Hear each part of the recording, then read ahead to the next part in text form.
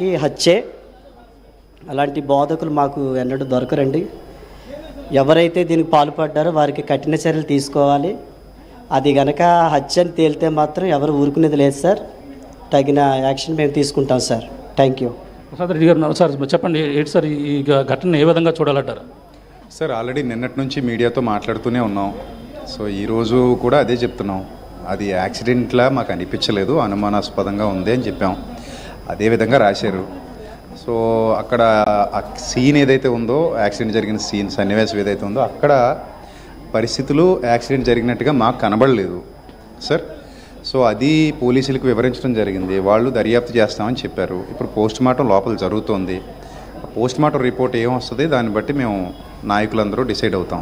So అది sir విషయం, జరిగిన విషయం. పోస్ట్మార్టం ఇప్పుడు దాకా డిలే అవ్వడానికి ప్రధాన కారణం ఏంటంటారు? అంటే మీకు ఆ కుటుంబ సభ్యుల నుంచి ఎటువంటి అనుమతి రావాలనుకో ఇప్పుడు దాకా ఆగడం జరిగింది? కుటుంబ సభ్యులు వాళ్ళ బ్రదర్ వచ్చేసి ఆయన అమెరికాలో ఉన్నారని విన్నామండి. వాళ్ళ అమ్మగారికి హార్ట్ ప్రాబ్లం వల్ల వాళ్ళ మిసెస్ రాలేకపోయారు. ఈరోజు మార్నింగ్కి వాళ్ళు చేరుకున్నారు. వాళ్ళు వచ్చి సంతకాలు పెట్టిన తర్వాత అంతా రాసిన తర్వాత నాయకులందరూ కూర్చుని చేసిన తర్వాత మధ్యాహ్నం నుంచి ప్రాసెస్ చేశారు పంచనామా పూర్తి చేయడానికి. సో ఇప్పుడు పోస్ట్మార్టం లోపల జరుగుతుంది సార్. గత 2.5 గంటలుగా మేము ఇక్కడే కూర్చున్నాం. లోపల పోస్ట్మార్టం జరుగుతుంది. సో ఏంటనేది కాసేపట్లో చూస్తాం. అయితే అక్కడ మాకున్న డౌట్ ఏంటంటే, ఒక వ్యక్తి చనిపోతే, యాక్సిడెంట్ అయి చనిపోతే, ఒక వ్యక్తికి యాక్సిడెంట్ అయితే చూడండి, బైక్ ఇలా మీద ఉండదు. మీరు ఎక్కడైనా చూసారా ఇలాంటి యాక్సిడెంట్ ఎక్కడైనా చూసారు అసలు? బైక్ మీద ఉండడం అనేది అంటే ఇది ఎత్తి పడేసినట్టుంది. మనిషి మొత్తం నలిగిపోయాడు, బైక్ మాత్రం అసలు ఏం అవ్వాల.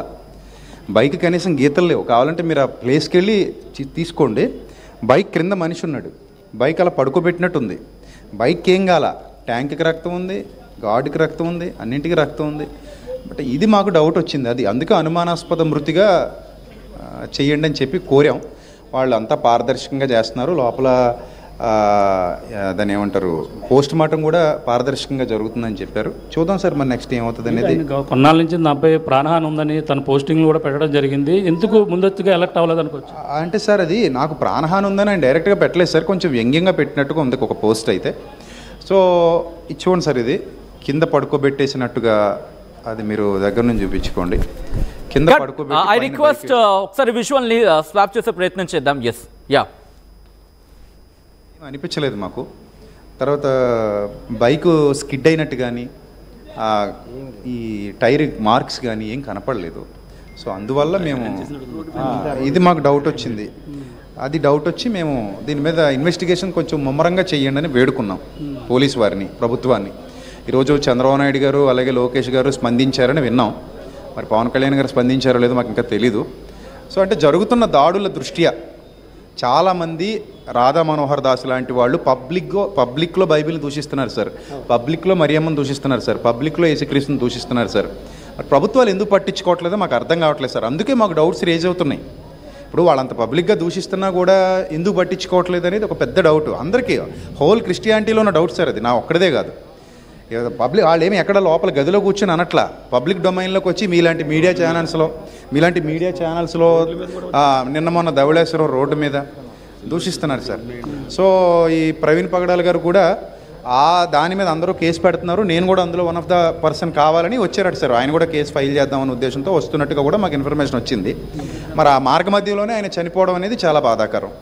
అది సార్ విషయం. అంటే బెదిరింపు కాల్స్ వస్తున్నాయి, కుటుంబ సభ్యులు కూడా వస్తున్నారు, కొంతమంది ఆరోపణలు చేస్తున్నారు. ఎంతవరకు వాస్తవం ఉందంటారు? పోస్టింగ్లు కూడా పెడుతున్నారు అతను మృతిపై కూడా అని చెప్పేసి అంటే సార్ ఆయన మృతిని సెలబ్రేట్ చేసుకునేంతటి పైశాచికత్వం సమాజంలో ఉండడానికి నేను చాలా బాధపడుతున్నాను సార్. నేను కొంతమంది కామెంట్ చేశారు సార్, ఇప్పుడు వీడియోల క్రింద కూడా కొంతమంది పైశాచికత్వంతో కామెంట్స్ చేస్తున్నారు. సో దానికి మరి అది వాళ్ళ విజ్ఞతకే విడిచిపెడుతున్నాం సార్. మనం మనుషుల మృగాలం కాదు, అది వాళ్ళ విజ్ఞతకే విడిచిపెడుతున్నాం. Thank you so much sir. చూస్తున్నాం, ఇది పరిస్థితి అయితే ఇప్పుడైతే రాజమండ్రి ప్రభుత్వ ఆసుపత్రి వద్ద అయితే ఉధృత వాతావరణం నెలకొంది. మరో పక్కన ప్రధాన క్రైస్తవ సంఘానికి సంబంధించినటువంటి ఈ యొక్క పాస్టర్లు కూడా చేరుకున్నారు. అలాగే ఇక్కడ ఏదైతే ప్రజాశాంతి పార్టీ అధ్యక్షులు అలాగే ఆయన కూడా ఇక్కడ చేరుకుని ఈ యొక్క పోస్ట్ మార్టం అయితే అక్కడ జరుగుతున్నటువంటి తీరుని అయితే గమనిస్తున్నటువంటి పరిస్థితి ఉంది. మరి కొద్దిసేపట్లో ఈ యొక్క పాస్టర్ యొక్క మృతదేహం పోస్ట్ మార్టం అయితే పూర్తయ్యే అవకాశం అయితే కనపడుతుంది. సచిన్, ప్రకాష్, ఎంతసేపు పట్టొచ్చు అంటూ అక్కడ తెలుస్తోంది? ఎంతసేపు పట్టే అవకాశం ఉంది? ఇంకా సమయం బట్టి అవకాశం అయితే క్లియర్ కట్ కనబడుతుంది. మనం చూడొచ్చు ఈ యొక్క ఏదో మార్చిరీ దగ్గర ఇటువంటి పరిస్థితుల్లో ఇక్కడ కొనసాగుతున్నాయి చూడుతున్నాం. ఇక్కడ పోస్ట్ మార్టం అయితే పూర్తయిన నేపథ్యంలోనే ఇక్కడ ప్రజాశాంతి పార్టీ సంబంధించిన అధ్యక్షుడు ఇక్కడ చేరుకుని కేఏపాలు కూడా మాట్లాడుతున్న నేపథ్యంలోనే ఇక్కడైతే ఆయన తీవ్ర ఆరోపణలు అయితే చేస్తున్నారు. ప్రభుత్వమే కూడా ఆయన ఆరోపణలు చేస్తున్నటువంటి పరిస్థితి ఉంది. ఇక్కడ డైవిజన్లు కూడా ఉన్నారు, మాట్లాడదాం. సార్ చెప్పండి సార్, ఏం జరిగింది, దీనికి ఎటువంటి అనుమానం ఉంది? డాక్టర్ ఇక్కడ చూడొచ్చు, ఇక్కడ భారీ ఎత్తున అయితే ఇక్కడ అందరూ కూడా చేరుకున్నటువంటి దృశ్యాలని చూడొచ్చు. ఇక్కడ మొత్తం దైవజనులు అయితే భారీ ఎత్తున ఇక్కడికి చేరుకున్నారు. కొంతమంది క్రైస్తవ సంఘానికి సంబంధించినటువంటి క్రిస్టియన్ సంబంధించిన ఎవరైతే మిషనరీ సంబంధించిన పాస్టర్లు మాట్లాడదాం. సార్ చెప్పండి, దీనిపై ఎటువంటి అనుమానం ఏం జరిగింది అనుకుంటున్నారు? Bible mission president reverend Sajeevarao మాట్లాడుతున్నాను. డాక్టర్ ప్రవీణ్ గారి యొక్క మరణం క్రైస్తవ ప్రపంచానికి తీరని లోటు. ఆయన ఒక గొప్ప క్రైస్తవ మేధావి, సత్యాన్వేషకుడు, సత్యము కోసమై ధైర్యముగా నిలిచిన ధీరుడు. వారు యాక్సిడెంట్లో మరణించారా, హత్య చేయబడ్డారా అనేది ఇంకా నిర్ధారణ కావలసి ఉంది. అయితే వారు హత్య చేయబడితే మాత్రం వారొక్కరిని మాత్రమే కాదు, క్రైస్తవులను దారుణంగా హింసించారని మేము భావిస్తున్నాము.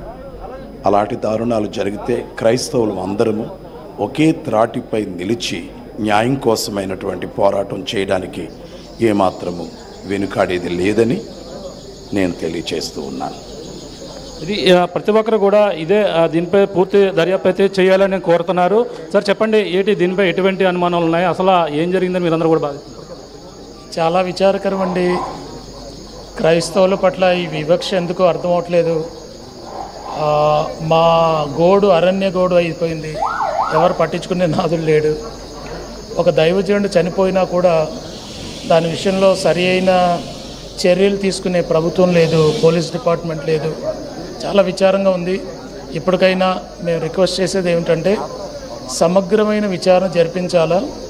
ఇది 100% మర్డరే తప్ప ఇది యాక్సిడెంట్ కాదు. ఎవరో వారిని చంపిన ఆనవాళ్ళు కానీ అన్నీ ఉన్నాయి, ఎవిడెన్స్లు ఉన్నాయి. కానీ దాన్ని బలవంతంగా మా మీద రుద్దుతూ ఇది యాక్సిడెంట్ అని చెప్పడానికి ప్రయత్నం చేస్తున్నారు. ఒకవేళ ఇదే పరిస్థితి కొనసాగితే రాబోయే దినాల్లో రాష్ట్రంలో క్రైస్తవ విప్లవం వస్తుందేమో, దాన్ని ఎవరు ఆపలేరేమో అనుకుంటున్నాను. అంటే ఇది హత్య అని చెప్పేసి ఎలా భావించగల, అక్కడ పరిస్థితులు ఎలా ఉన్నాయని మీరు భావిస్తున్నారు? సార్, మోటార్ సైకిల్లో యాక్సిడెంట్ అవుతే మోటార్ సైకిల్ ఒక చోట ఉంటుంది, మనిషి ఒక చోట ఉంటాడు. ఒక మనిషి పైన మోటార్ సైకిల్ ఉన్న యాక్సిడెంట్లు ఎప్పుడైనా చూసారా మీ చరిత్రలో? ఇప్పుడు చూస్తున్నాం, పోలీసులు అది యాక్సిడెంట్ అంటున్నారు. అది ఎలా సాధ్యం అవుతుంది? ఒక వ్యక్తి తన మీద తాను వేసుకోవాలా, లేకపోతే ఎవరన్నా వేయాలా? మోటార్ సైకిల్లో ఎలాగా 2 కాళ్ళు ఒకవైపు పెట్టుకొని నడుపుతారు ఎవరైనా? ఒకవైపు ఎవరైనా ఉంటారా?